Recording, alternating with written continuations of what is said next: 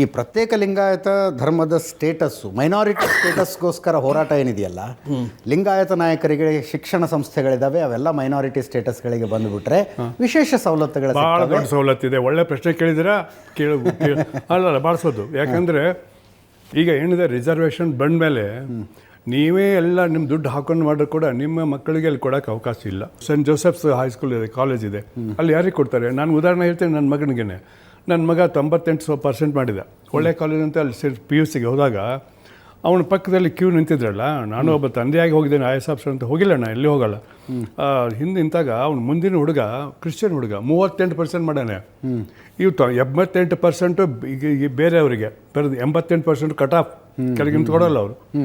ಅದು ಸುಧಾರಿ ನನ್ನ ಮಗನ ಅನ್ಕೈ ಭಾಳ ಬೇಗ ಇರ್ತಾ ತೊಗೊಂಡ. ಆದರೆ 35% ಕ್ರಿಶ್ಚಿಯನ್ರು ಕೊಟ್ಟರು ಅವರು. ಯಾಕಂದರೆ 50% ಕೊಟ್ಟು ಅವ್ರು ತೊಗೊಳ್ಬೋದು. ಅದೇ ರೀತಿ ಅಲ್ಲಮೇನಿದೆ, ಅಂಜುಮಾನ ಇವೆಲ್ಲ ಇದೆಲ್ಲ 50% ಜನ ಮುಸಲ್ಮಾನರಿಗೆ ಕೊಡ್ಬೋದು ಅವರು.